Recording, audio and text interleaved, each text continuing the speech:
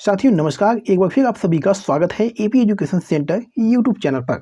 दोस्तों आज की इस क्लास में हम लोग विज्ञान के टेस्ट पेपर 1 को देखेंगे, जो आपके रेलवे ग्रुप डी एग्जाम को ध्यान में रखकर ये वीडियो बनाया गया है। सभी प्रश्न दोस्तों आपके एग्जाम की दृष्टि से महत्वपूर्ण लिए गए हैं और इस बार दोस्तों रेलवे में सिलेक्शन लेना है तो वीडियो को पूरा ध्यान से देखिएगा और वीडियो को पसंद आए, अच्छी लगे तो वीडियो को लाइक कर दीजिएगा और साथ ही साथ मेरे प्यारे साथियों चैनल को भी सब्सक्राइब कर लीजिएगा, क्योंकि मेरे प्यारे साथियों इस चैनल पर आपको रोजाना जो है टॉपिक वाइज क्लास कराई जाती है, जो आपके समझने और याद करने में आसानी हो। चलिए साथियों, पहला प्रश्न आपकी स्क्रीन पे है, आनुवंशिकता के जनक कौन है। मेरे प्यारे साथियों मैं आपको बता दूं कि मेरे आंसर देने से पहले अपना एक आंसर टिक कर लीजिएगा और लास्ट में कमेंट करके जरूर बताइएगा कि आपने कितने प्रश्नों के आंसर सही किए हैं, ठीक है। और आपको हर प्रश्न पर दोस्तों 4 से 5 सेकंड का समय दिया जाएगा। तो चलिए इस प्रश्न का सही आंसर देने का प्रयास करिएगा। आनुवंशिकता के जनक कौन हैं? तो मेरे प्यारे साथियों ये ग्रेगर मेंडल हैं, यानी ऑप्शन ए आपका बिल्कुल सही जवाब हो जाएगा। चलिए साथियों नेक्स्ट क्वेश्चन है, जिन शब्द का प्रयोग दोस्तों सर्वप्रथम किसने किया, बताइएगा। जिन शब्द का प्रयोग सर्वप्रथम किसने किया? साथियों ये जोहानसन ने किया, यानी ऑप्शन बी जोहानसन आपका बिल्कुल सही जवाब हो जाएगा। चलिए साथियों नेक्स्ट क्वेश्चन है, निम्न में कौन सा मनुष्य का आनुवंशिक रोग है, बताइएगा। निम्न में कौन सा मनुष्य का आनुवंशिक रोग है? तो साथियों ये हीमोफीलिया है, यानी ऑप्शन सी हीमोफीलिया आपका बिल्कुल सही जवाब हो जाएगा। चलिए साथियों नेक्स्ट क्वेश्चन देखिएगा, जेनेटिक्स का नाम किसने दिया, बताइएगा। जेनेटिक्स का नाम किसने दिया? तो साथियों ये बैटसन ने दिया, यानी ऑप्शन बी बैटसन आपका बिल्कुल सही जवाब हो जाएगा। चलिए साथियों नेक्स्ट क्वेश्चन देखिएगा, जिन का प्रयोग सर्वप्रथम किसने किया, बताइएगा। जिन का प्रयोग सर्वप्रथम किसने किया? तो मेरे प्यारे साथियों ये मार्गन तथा कैपस ने किया, यानी ऑप्शन बी आपका बिल्कुल सही जवाब हो जाएगा। चलिए साथियों नेक्स्ट क्वेश्चन देखिएगा, पुरुष जिन संगठन में क्या होता है, बताइएगा। पुरुष जिन संगठन में क्या होता है? साथियों ये XY होता है, यानी ऑप्शन बी आपका बिल्कुल सही जवाब हो जाएगा। चलिए साथियों अगला प्रश्न देखिएगा, गैमीट की शुद्धता का नियम का प्रतिपादन किसने किया था? बहुत ही महत्वपूर्ण प्रश्न है, बताइएगा। गैमीट की शुद्धता का नियम का प्रतिपादन किसने किया था? तो साथियों ये मेंडल ने किया था, यानी ऑप्शन ए आपका बिल्कुल सही जवाब हो जाएगा। चलिए साथियों नेक्स्ट क्वेश्चन देखिएगा, प्राथमिक उपभोक्ता कौन होता है, बताइएगा। प्राथमिक उपभोक्ता कौन होता है? तो साथियों ये शाकाहारी होता है, यानी ऑप्शन ए शाकाहारी आपका बिल्कुल सही जवाब हो जाएगा। चलिए साथियों नेक्स्ट क्वेश्चन है, द्वितीय उपभोक्ता कौन होता है, बताइएगा। द्वितीय उपभोक्ता कौन होता है? तो साथियों ये मांसाहारी होता है, यानी ऑप्शन बी मांसाहारी आपका बिल्कुल सही जवाब हो जाएगा। चलिए साथियों नेक्स्ट क्वेश्चन देखिएगा, सहजीविता का उदाहरण कौन है, बताइएगा। सहजीविता का उदाहरण कौन है? तो साथियों ये लाइकेन है, यानी ऑप्शन ए लाइकेन आपका बिल्कुल सही जवाब हो जाएगा। चलिए साथियों नेक्स्ट क्वेश्चन देखिएगा, इकोलॉजी शब्द का सर्वप्रथम प्रयोग किसने किया, बताइएगा। इकोलॉजी शब्द का सर्वप्रथम प्रयोग किसने किया? तो साथियों ये रीटर ने किया, यानी ऑप्शन बी रीटर आपका बिल्कुल सही जवाब हो जाएगा।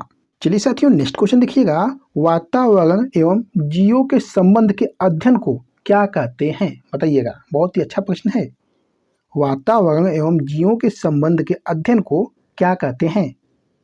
तो साथियों ये पारिस्थितिकी कहते हैं, यानी ऑप्शन ए आपका बिल्कुल सही जवाब हो जाएगा। चलिए साथियों नेक्स्ट क्वेश्चन है, जिन बने होते हैं, बताइएगा। जिन किससे बने होते हैं? तो साथियों जिन जो है ये DNA के बने होते हैं, यानी ऑप्शन ए आपका बिल्कुल सही जवाब हो जाएगा। चलिए साथियों नेक्स्ट क्वेश्चन है, लाइकेन सहजीवी कहाँ पाए जाते हैं, बताइएगा। लाइकेन सहजीवी कहाँ पाए जाते हैं? तो साथियों ये शैवाल और कवक में पाए जाते हैं, यानी ऑप्शन सी आपका बिल्कुल सही जवाब हो जाएगा। चलिए साथियों नेक्स्ट क्वेश्चन है, सारगासो समुद्र का नाम पड़ा है? तो साथियों ये शैवालों के कारण पड़ा है, ठीक है। सारगासो समुद्र का नाम पड़ा है तो शैवालों के कारण पड़ा है, यानी ऑप्शन सी आपका बिल्कुल सही जवाब हो जाएगा। चलिए साथियों नेक्स्ट क्वेश्चन है, ऊर्जा का पिरामिड कैसा होता है, बताइएगा। ऊर्जा का पिरामिड कैसा होता है? तो साथियों ये हमेशा सीधा होता है, ठीक है। ऊर्जा का पिरामिड जो है ये हमेशा सीधा होता है, यानी ऑप्शन ए आपका बिल्कुल सही जवाब हो जाएगा। चलिए साथियों नेक्स्ट क्वेश्चन देखिएगा, निम्न में कौन अजैविक कारक है, बताइएगा। निम्न में कौन अजैविक कारक है? तो साथियों जल है, कार्बोहाइड्रेट है और ताप है। ये सभी दोस्तों अजैविक कारक हैं, यानी ऑप्शन डी आपका बिल्कुल सही जवाब हो जाएगा। चलिए साथियों नेक्स्ट क्वेश्चन है, मनुष्य में किस प्रकार के गुणसूत्रों से लिंग निर्धारण होता है, बताइएगा। मनुष्य में किस प्रकार के गुणसूत्रों से लिंग का निर्धारण होता है? तो साथियों ये XY से होता है, यानी ऑप्शन ए आपका बिल्कुल सही जवाब हो जाएगा। चलिए साथियों नेक्स्ट क्वेश्चन है, सबसे बड़ा गुणसूत्र है, तो मेरे प्यारे साथियों सबसे बड़ा जो गुणसूत्र है ये ट्रिलियम का है, यानी ऑप्शन सी आपका बिल्कुल सही जवाब हो जाएगा। चलिए साथियों नेक्स्ट क्वेश्चन देखिएगा, सबसे छोटा गुणसूत्र किसका है? तो साथियों ये शैवाल का है, यानी ऑप्शन ए आपका बिल्कुल सही जवाब हो जाएगा। चलिए साथियों नेक्स्ट क्वेश्चन देखिएगा, जिन शब्द का पता जोहानसन ने कब लगाया, बताइएगा। जिन शब्द का पता जो है जोहानसन ने कब लगाया? तो साथियों ये 1909 में लगाया, यानी ऑप्शन ए 1909 आपका बिल्कुल सही जवाब हो जाएगा। चलिए साथियों नेक्स्ट क्वेश्चन है, डीएनए की क्रियात्मक इकाई क्या है, बताइएगा। डीएनए की क्रियात्मक इकाई क्या है? साथियों ये जीन है, यानी ऑप्शन ए जीन आपका बिल्कुल सही जवाब हो जाएगा। चलिए साथियों नेक्स्ट क्वेश्चन देखिएगा, गुणसूत्रों में पाए जाने वाले आनुवंशिकी पदार्थों को क्या कहते हैं? मेरे प्यारे साथियों वीडियो को कैसी लग रही है एक प्यारा सा कमेंट करके जरूर बताइएगा, ठीक है। गुणसूत्रों में पाए जाने वाली आनुवंशिकी पदार्थों को क्या कहते हैं? तो साथियों इसे जीनोम कहते हैं, यानी ऑप्शन डी जीनोम आपका बिल्कुल सही जवाब हो जाएगा।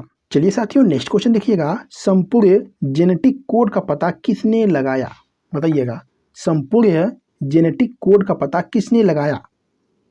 साथियों ये हरगोविंद खुराना ने लगाया, यानी ऑप्शन ए आपका बिल्कुल सही जवाब हो जाएगा। चलिए साथियों नेक्स्ट क्वेश्चन देखिएगा, हरगोविंद खुराना को जेनेटिक कोड का पता लगाने के लिए नोबेल पुरस्कार कब मिला, बताइएगा। बहुत ही महत्वपूर्ण प्रश्न है। हरगोविंद खुराना को जेनेटिक कोड का पता लगाने के लिए नोबेल पुरस्कार कब मिला? साथियों ये 1968 में मिला, यानी ऑप्शन सी आपका बिल्कुल सही जवाब हो जाएगा। चलिए साथियों नेक्स्ट क्वेश्चन देखिएगा, आनुवंशिक रोग रंग और अंधता में रोगी जो है ये किस रंग का पहचान नहीं कर पाता, बताइएगा। आनुवंशिक रोग रंग और अंधता में रोगी जो है ये किस रंग का पहचान नहीं कर पाता? तो साथियों ये लाल और हरा रंग का पहचान नहीं कर पाता, यानी ऑप्शन सी आपका बिल्कुल सही जवाब हो जाएगा। चलिए साथियों नेक्स्ट क्वेश्चन है, लाइकेन सूचक होते हैं, तो साथियों लाइकेन जो है ये वायु प्रदूषण का सूचक होते हैं, यानी ऑप्शन ए आपका बिल्कुल सही जवाब हो जाएगा। चलिए साथियों नेक्स्ट क्वेश्चन है, जीवों के प्राकृतिक चयन का सिद्धांत को प्रतिपादित किसने किया, बताइएगा। जीवों के प्राकृतिक चयन का सिद्धांत को प्रतिपादित किसने किया था? तो साथियों ये डार्विन ने किया था, यानी ऑप्शन बी डार्विन आपका बिल्कुल सही जवाब हो जाएगा। चलिए साथियों नेक्स्ट क्वेश्चन देखिएगा, मानव में गुणसूत्रों की कुल संख्या कितनी होती है, बताइएगा। मानव में गुणसूत्रों की कुल संख्या कितनी होती है? तो साथियों ये 46 होती है, यानी ऑप्शन ए आपका बिल्कुल सही जवाब हो जाएगा। चलिए साथियों नेक्स्ट क्वेश्चन देखिएगा, डीएनए का डबल हेलिक्स मॉडल किसने दिया, बताइएगा। डीएनए का डबल हेलिक्स मॉडल किसने दिया? तो साथियों ये वाटसन एवं क्रिक ने दिया, यानी ऑप्शन सी आपका बिल्कुल सही जवाब हो जाएगा। चलिए साथियों नेक्स्ट क्वेश्चन देखिएगा, प्रयोगशाला में सर्वप्रथम डीएनए का संश्लेषण किसने किया था, बताइएगा। प्रयोगशाला में सर्वप्रथम डीएनए का संश्लेषण किसने किया था? तो साथियों ये खुराना ने किया था, यानी ऑप्शन बी आपका बिल्कुल सही जवाब हो जाएगा। चलिए साथियों नेक्स्ट क्वेश्चन है, जीन किसमें अवस्थित होते हैं, बताइएगा। जीन जो है ये किसमें अवस्थित होते हैं? तो मेरे प्यारे साथियों ये गुणसूत्रों में अवस्थित होते हैं, यानी ऑप्शन ए आपका बिल्कुल सही जवाब हो जाएगा। चलिए साथियों नेक्स्ट क्वेश्चन है, विकास का सिद्धांत को किसने प्रतिपादित किया था, बताइएगा। बताइए इस प्रश्न का सही आंसर क्या बनेगा दोस्तों। विकास का सिद्धांत को किसने प्रतिपादित किया था?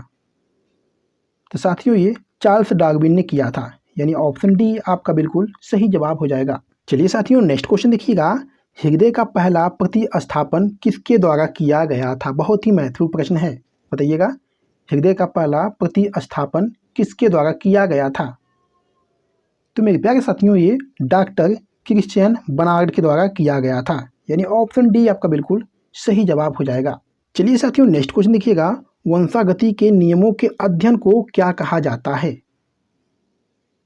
वंशागति के नियमों के अध्ययन को क्या कहा जाता है? तो साथियों इसे आनुवंशिकी कहा जाता है। ठीक है, इसे दोस्तों आनुवंशिकी कहा जाता है, यानी ऑप्शन डी आपका बिल्कुल सही जवाब हो जाएगा। चलिए साथियों नेक्स्ट क्वेश्चन देखिएगा, पर्यावरण में अजैव अवयव का उदाहरण कौन है? बताइएगा, पर्यावरण में अजैव अवयव का उदाहरण क्या है? साथियों ये वायु है, यानी ऑप्शन सी आपका बिल्कुल सही जवाब हो जाएगा। चलिए साथियों नेक्स्ट क्वेश्चन देखिएगा, उत्परिवर्तन का सिद्धांत किसने दिया था? उत्परिवर्तन का सिद्धांत किसने दिया था? साथियों ये डी ब्रिज ने दिया था, यानी ऑप्शन डी आपका बिल्कुल सही जवाब हो जाएगा। चलिए मेरे प्यारे साथियों इस वीडियो का लास्ट क्वेश्चन है, प्राकृतिक वर्ण सिद्धांत का प्रतिपादन किसने किया है? बताइएगा, प्राकृतिक वर्ण सिद्धांत का प्रतिपादन किसने किया है? तो मेरे प्यारे साथियों ये डार्विन ने किया है, यानी ऑप्शन ए डार्विन आपका बिल्कुल सही जवाब हो जाएगा। तो मेरे प्यारे साथियों वीडियो के पर समाप्त करते हैं और मुझे आशा है कि वीडियो आपको पसंद आई होगी। अगर दोस्तों आपको वीडियो पसंद आई है तो वीडियो को लाइक करके एक प्यारा सा कमेंट करके जरूर बताइएगा कि आपने कितने प्रश्नों के आंसर सही किए हैं। तो चलिए फिर मिलते हैं आपसे अगली वीडियो में किसी महत्वपूर्ण टॉपिक पे, तब तक लिए जय हिंद, वंदे मातरम।